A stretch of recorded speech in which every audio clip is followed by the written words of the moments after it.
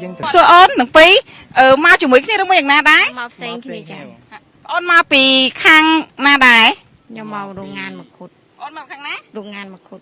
โรงงานមកខុតនៅប្រទេសថៃ ចា ហើយចុះបងអូនប្រុសវិញ ខ្ញុំមកពីបេសាម៉ៅ បេសៅម៉ៅ នៅจังหวัดจันทร์ នៅខេត្តហ្នឹងជាខេត្តហ៎ នឹងជាខេត្តគេបាទ ឆ្ងាយខ្លាំងហ៎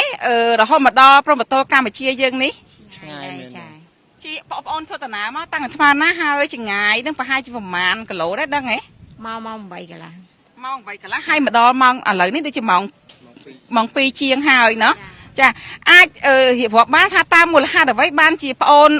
មកចូលស្រុកយើងវិញនោះ ខ្ញុំចង់ទៅខ្មែរវិញចា មូលហេតុចង់មកខ្មែរវិញ ម៉ាក់បតេឲ្យទៅខ្មែរ អញ្ចឹង ចា ហើយចង់មានលឺប្រសាសន៍ដ៏ខ្ពង់ខ្ពស់របស់ថ្នាក់ដឹកនាំប្រមុខរដ្ឋាភិបាលកម្ពុជារបស់យើងហ៎ លឺទៅចាឃើញថាឲ្យគាត់ចុះទៅខ្មែរវិញទាំងអស់ ចាហើយចុះប្អូនវិញ ឃើញហើយក៏ពេលបើក Facebook មកឃើញគេថាគាត់ផុសឲ្យប្រជាជនខ្មែរចូលមកស្រុកវិញចូលស្រុកវិញ បងចង់ដឹងតិចនៅពេលដែលលឺប្រសាសន៍ប្រមុខរដ្ឋាភិបាលកម្ពុជាបានអំពាវនាវក៏ដូចជាចង់ឲ្យបងប្អូនយើងដែលនៅក្នុងប្រទេសថៃវិលចូលស្រុកវិញសម្រាប់បងប្អូនពេលនោះមានការកាត់គូមិនដែរមុនសម្រាប់ចិត្តចូលមកទឹកដីយើងវិញនេះ សុបាយចា សុបាយបង ចា មានអារម្មណ៍ថាចង់មកវិញហ្មង ចង់ទៅខ្មែរ ចង់នៅនឹងទៀតទេ គាត់លឺភ្លាមចង់មកភ្លាម បាទ មូលហេតុអីយើងចង់មកស្រុកយើងវិញ ព្រោះអីនៅនឹងវាពិបាក ពិបាកមិនមករៀបរាប់តិចមកបើ ជួនដោយបុគ្គលថៃខ្លះគេនិយាយថាគេអាក្រក់សម្ដីគេអាក្រក់គេអត់និយាយស្ដីស្លូតមួយយើងទេតែបុគ្គលខ្លះគេនិយាយបែរថាល្អមកហើយស្លូតគេចេះណែនាំយើងឲ្យធ្វើការចេះចោះចឹង ផលលំបាករបស់ប្អូនបន្ទាប់ពីមានបញ្ហាជាមួយនឹងខាងពាក្យគីថៃតើប្អូនខ្លួនឯងផ្ទាល់កំពុងធ្វើការងារនៅហ្នឹងតើមានការរើសអើងមានការមាក់ងាយអីយ៉ាងណាដែលមានជួបផលលំបាកអ្វីសម្រាប់ខ្លួនឯងទេពេលហ្នឹង សម្រាប់ខ្ញុំជួបដែរជួបដោយបុគ្គលគេរើសអើងយើង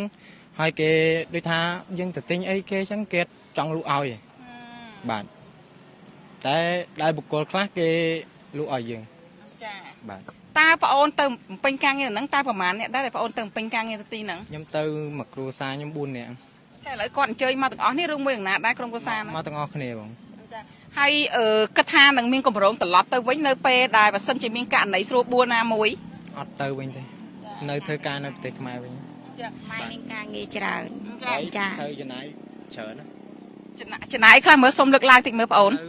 ចំណាយទៅដូចថាដើររឿងចូលទៅអស់ដូចថាម្នាក់1000ជាងអញ្ចឹង ចា ហើយនៅជួឈាមជួអីទៀតវាចូល1500 2000អញ្ចឹង ចា បាទបើគិតជាលុយខ្មែរវា200000ជាងអីហ្នឹង ហើយចុះពេលដែលប្អូនធ្វើការងារនៅហ្នឹងតើបានសល់លុយសល់កាក់អីច្រើនទេមើលទៅ អត់ទេបងអត់សូវសល់ផង ចា សល់បានមហូបរកបានមហូបហ្នឹង ចា បើថាឲ្យសល់ថិតថេរច្រើនអត់មានសល់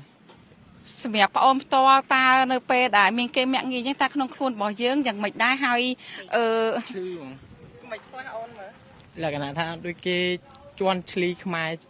ខ្លាំងហ្មង នៅក្នុងតំបន់ហ្នឹងគេមើលងាយយើងខ្លាំងហ្មង បាទ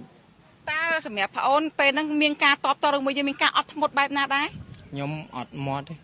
ព្រោះយើងនៅស្រុកគេអញ្ចឹងបើយើងមាត់និយាយស្ដីតទល់មួយគេនឹងយើងអាចមានគ្រោះថ្នាក់ ចា បាទគេអាចធ្វើបាបយើងទាំងគ្រួសារ ចាមិនបបបន្តបានសួរឈ្មោះតើប្អូនមានឈ្មោះអីហើយសុកណើតនៅណាដែរនៅស្រុកយើងនេះ ខ្ញុំឈ្មោះរាទីនៅខេត្តបាត់ដំបងនៅឃុំតក្រៃស្រុកកំរៀងខេត្តបាត់ដំបង ឥឡូវជំនាញប្អូនមិញហ្នឹងប្រាប់បងថាប្អូនជំនាញខាងបេសៅម៉ៅអញ្ចឹងណាតើឥឡូវមកដល់ស្រុកដល់ប្រទេសកម្ពុជាយើងវិញប្អូនបានជ្រាបឯថាគឺថាប្រមុខរដ្ឋាភិបាលកម្ពុជារបស់យើងគឺបានត្រៀមនៅការងារជាច្រើនសម្រាប់បងប្អូនពលករយើងដែលចូលស្រុកវិញតើប្អូនគិតថានឹងរកការងារត្រូវជំនាញរបស់ខ្លួន ប្រហែលជារកការងារខាងរោងចក្រវិញ អញ្ចឹងណា បាទព្រោះធ្វើរោងចក្រវាតិចឲ្យអត់ទៅជាហត់អត់ទៅជាចំណាយកម្លាំងដូចធ្វើការនៅស្រុកគេ ហើយក្រៅពីធ្វើការហើយតើយើងមានភាពកក់ក្ដៅមួយខ្លះពេលយើងមកដល់ស្រុកទេសរបស់យើងវិញនេះ បើសម្រាប់ថាធ្វើការក្នុងស្រុកខ្មែរសប្បាយហើយមានភាពរីករាយជួបបងប្អូនខ្មែរច្រើនហើយមានភាពកក់ក្ដៅត្រង់ថាអត់មានចាំបាច់ត្រូវខ្លាចអ្នកណា ព្រោះសិតស្មើគ្នាបាទ ចាតែជាចុងក្រោយអូនមានជាសំណងពរមួយសារអ្វីជូនដល់ប្រមុខរដ្ឋាភិបាលកម្ពុជាហើយជឿជាក់ថានៅក្នុងកំឡុងពេលនេះថ្នាក់នាំរបស់យើងនឹងធ្វើឲ្យប្រទេសរបស់យើងគឺស្មើមុខស្មើមាត់មួយគេកុំឲ្យគេមើងងាយយើងហ៎ ខ្ញុំមានតែពាក្យលើកទឹកចិត្តឲ្យក៏ជូនពរតាំងមិនថាកងទ័ពជួមុខជួក្រោយទេឲ្យគាត់តស៊ូហើយមានភាពរឹងមាំ ចាអរគុណច្រើនហើយក៏បងជូនពរបងអូននៅពេលដែលអូនវិលត្រឡប់មកវិញនេះមានការងារធ្វើឆាប់ហើយក្រុមការងារក៏ដូចជាប្រធានមន្ទីរការងារនៅទីនេះក៏កំពុងតែត្រៀមការងារដល់ពលករយើងវិញតែលើកងាកមកបងអូនស្រីវិញ